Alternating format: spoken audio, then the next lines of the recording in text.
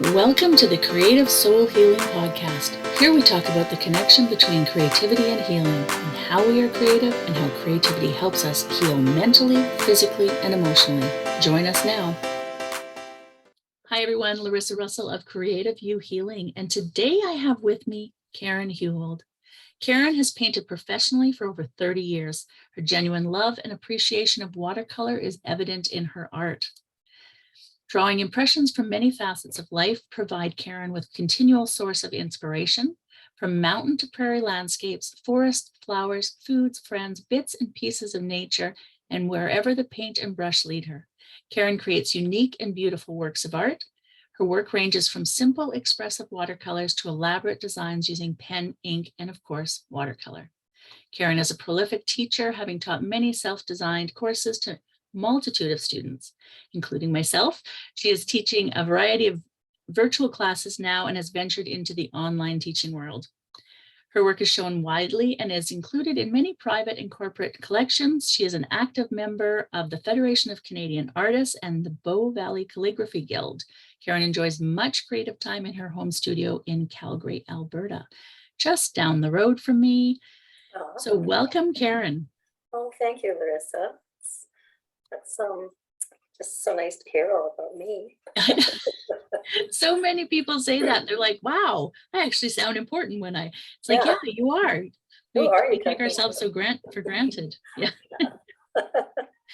So there's quite a lot in your bio already, but for those who don't know you, can you maybe explain some of your story and how you've come to where you are now?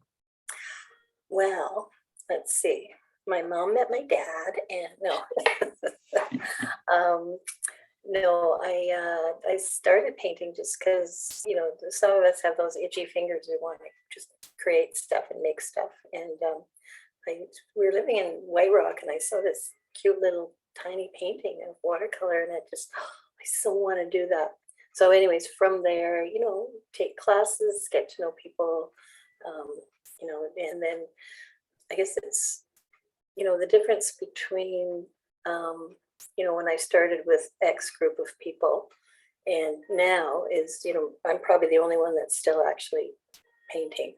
So, it's not, I think it's just the stick-to-itiveness and the love of it and how wonderful it feels. And it's just so good for you. It's good medicine. So, yeah. And so you were teaching in-person classes for many years. Yeah.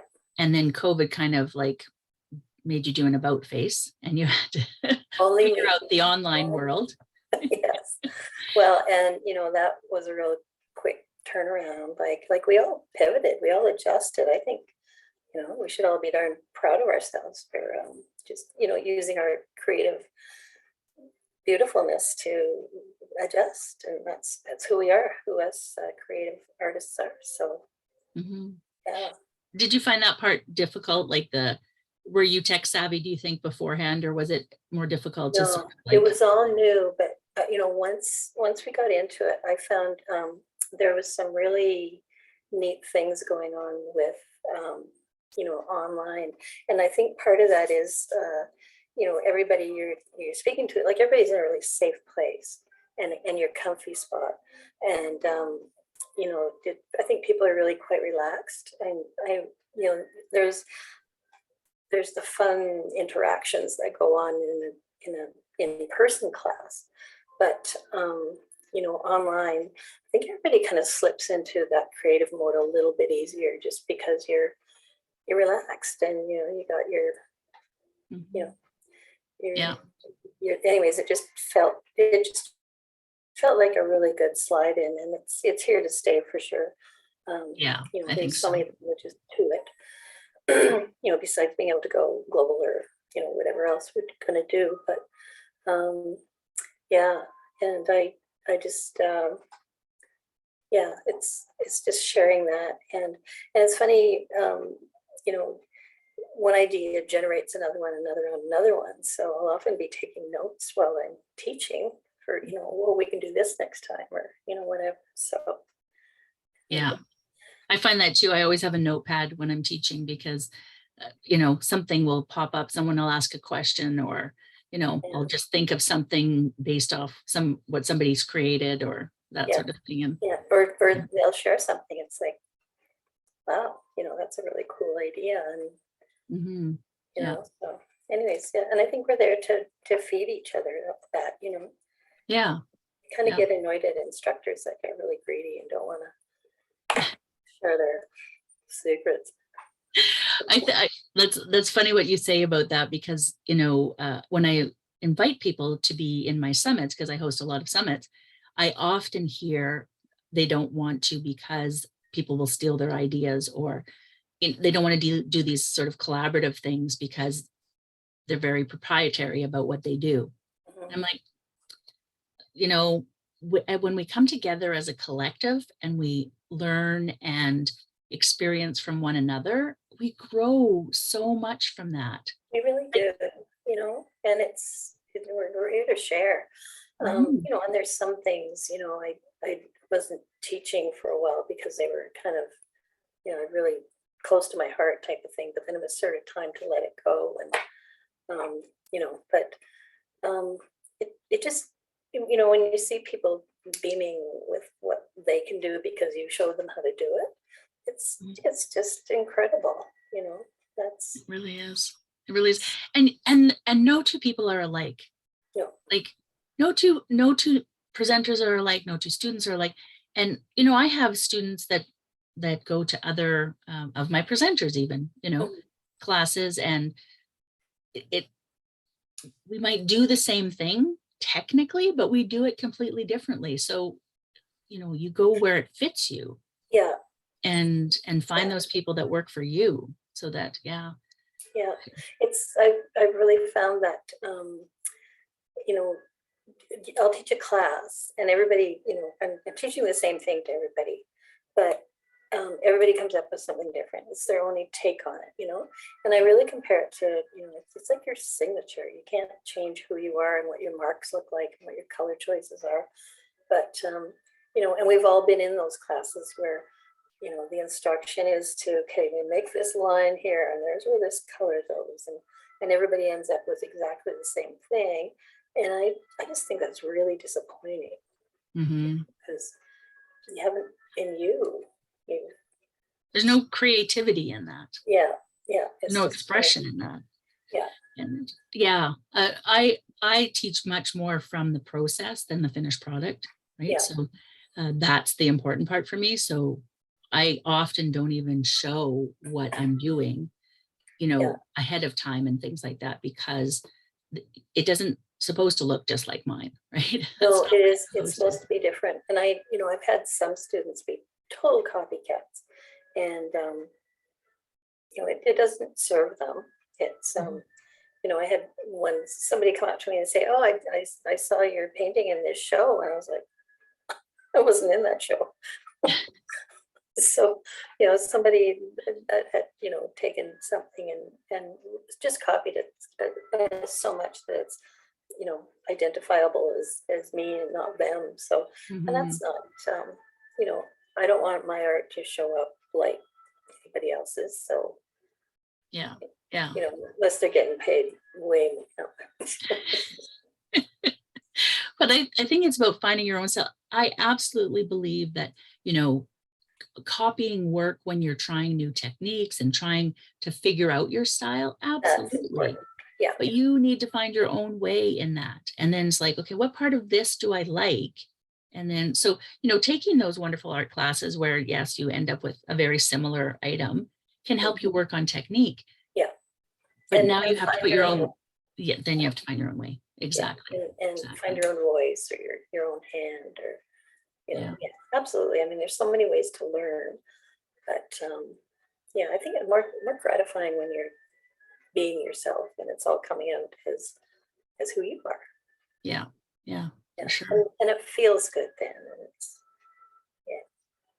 And then you're also not coming from that place of lack or stress or worry, because I think I see this question a lot on a lot of different Facebook groups and things like that about, is the work your own if you've painted it, but in somebody else's style? or you've painted it in, so that it looks the same. Is it your own work? And so you always feel a little bit unsettled in that, right? That's the forever debate, Yeah. um, and sometimes you'll glean parts of something and you might try them for a while and then sort of go, no, okay, I want to change it, I like this better. And it's when you make those self-discoveries that really, sort of hit home and makes you, really happy to be eager to carry on and get on to the next piece. And, yeah. Yeah. Because it really is about creating and expressing. Yeah. And so what you're not creating and expressing if you're just copying. No. And like you said, you can, you go there and you take what you need, you learn what you can, and it's just part of the journey, I guess. Yeah, it is. Yeah. So one of the questions I ask all my guests, what does healing with creativity mean to you? I think we're all really naturally inclined to want to make stuff, to express ourselves somehow. And I think it's when you sort of slip into that space, you're working away at something, you've got an idea, or you're making your first sketches, or whatever you're I think you go into this sort of meditative, spiritual, frou-frou, wonderful place. And it really settles and you calm down, and you're so engaged sometimes that time stands still. You go, oh, my kids have grown up, and oh, look at you, you've graduated, but just slipping into that beautiful, beautiful space of just being so wrapped up in what you're doing. And I think those are the most fruitful times, and sometimes hard to get there in our busy lives, but when we can, it's really good. I have taught classes. I teach for Wellspring, Alberta, which is for people dealing with cancer, whether it's a diagnosis or a caregiver, any aspect of that. And I've heard several times in my classes that somebody will go, I haven't had any pain for an hour, and it's just like heart lifting, it just makes you feel so good, and everybody, right? So yeah, it's so true.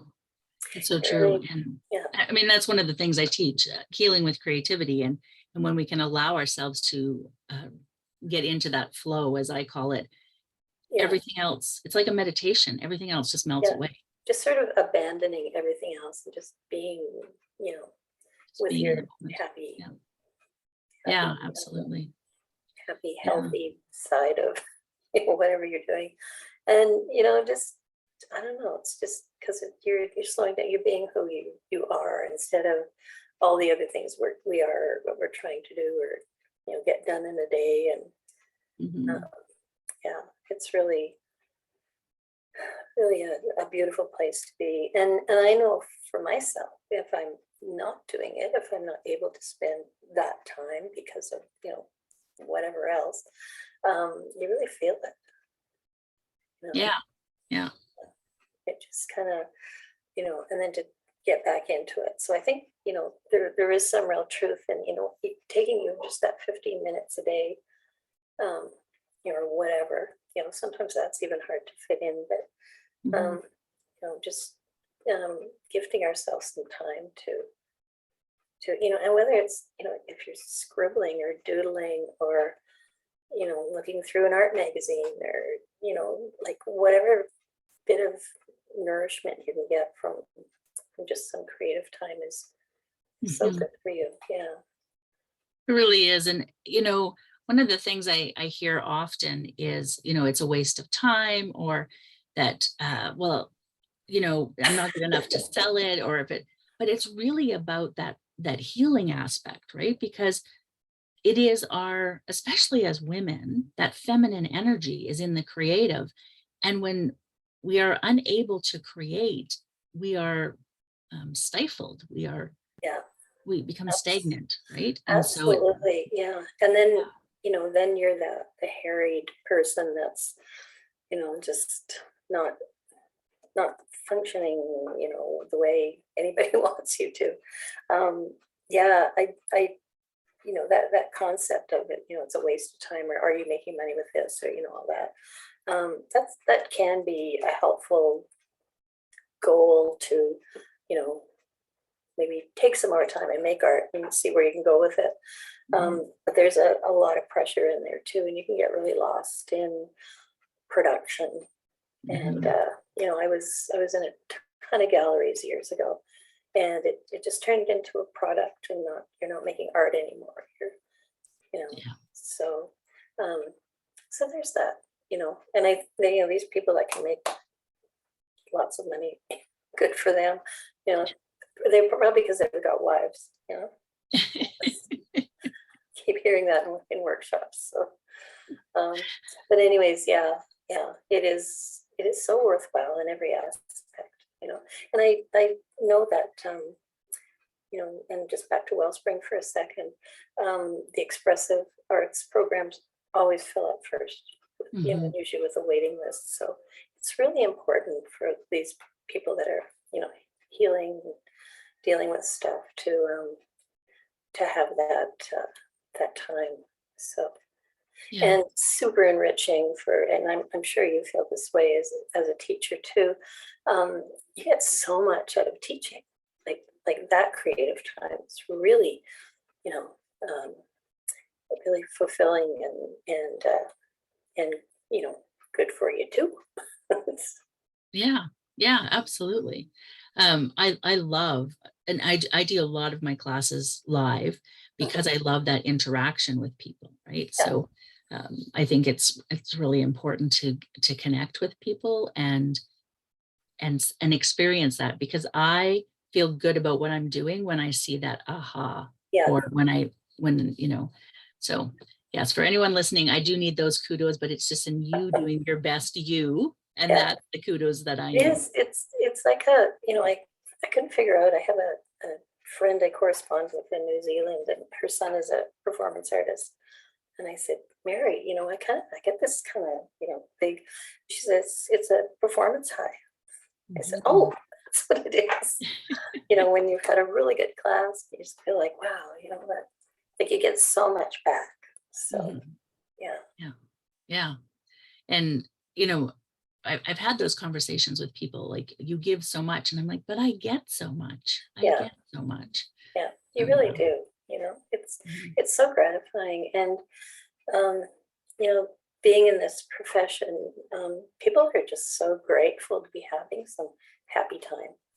And, because if you're dealing with any kind of, health issues, mental or physical or whatever, you can spend a lot of time just going over how awful it is, and how, this is really hard, and, let's really look into it. And, when were you potty trained, and, whatever.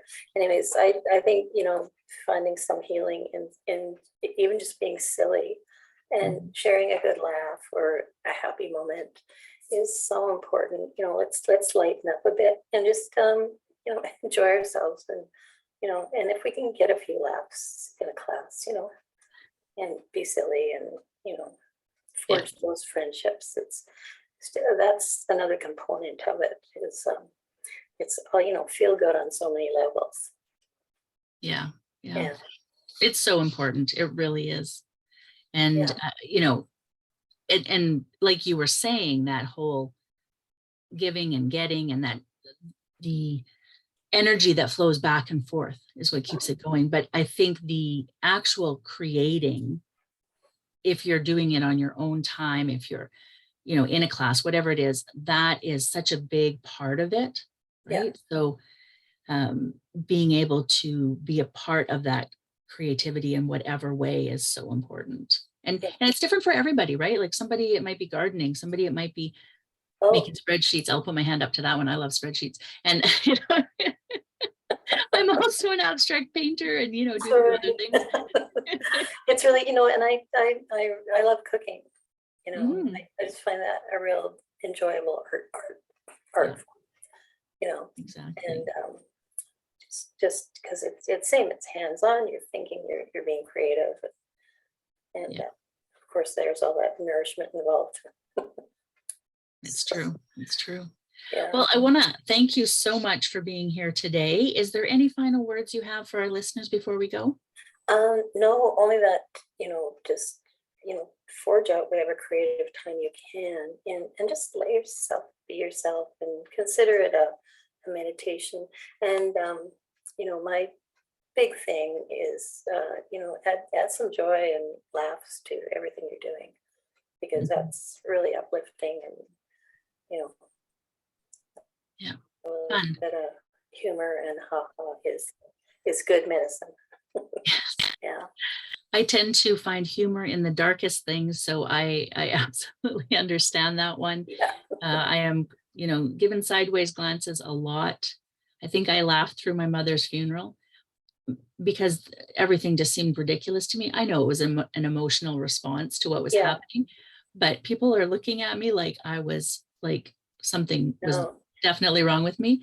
Because you're supposed to be this, and you're kind of just like, it's a bit of a safety valve, you know, finding, you know, letting things out through the giggles. And yeah, I think I learned it from my mother, because now that I think of it, she laughed through my whole wedding. So so you know, because we just find, you know, the most mundane things absurd, and so and it's you know, laughter is just good. It's you know, and so okay, now we're all going to have to take cartooning. So, or what I think there's a laughing yoga. Is it laughing yoga that you can do, and where you, I find no difficulties in finding humor in things, so I don't think I need it. But for others, if you're struggling, there's things out there to get you laughing. Yes. So and we're them. Yeah. Are we? I will make you laugh. We will make you laugh. No. Yes. And it's just so much more, you know, just it makes a class more fun. It makes, you know, whatever. And everybody's, you know, a natural, everybody wants to laugh. So, you know, it's good stuff. So let's do it. All right. Exactly. Well, thank you, Karin. I really do appreciate it. You know, I think the last class I took from you was maybe 10 years ago in person, and I live in Edmonton, you live in Calgary, so it's a 3.5 hour drive, I think. And I remember driving in a storm to get there for first thing in the morning. Even better. So spent the day with you, and you know, and then I've kept up ever since. So I really, well, and I just so much appreciate you know, hearing from students and then fellow creatives, and you know, you're having a huge impact on so many things that are going on right now, the work that you're doing. So good for you, you know. Well, so thank you. Yeah. I'm getting, you know, some good stuff from you for sure. So, and I appreciate that. So. Well, it's, you know, it's all the cycles, and we just, you know, when you give, you get, and all of that. Not always from the same person, but sometimes. And it's all about the energy of that. Absolutely. Yeah. We are so smart and soulful. Love it. I love it. Absolutely. Again, Karin, thank you so much for being here. Yeah, thank you. And it's an honor and a pleasure. So, To our listeners, we will see you again next time. And in the meantime, I wish for you amazingly creative days.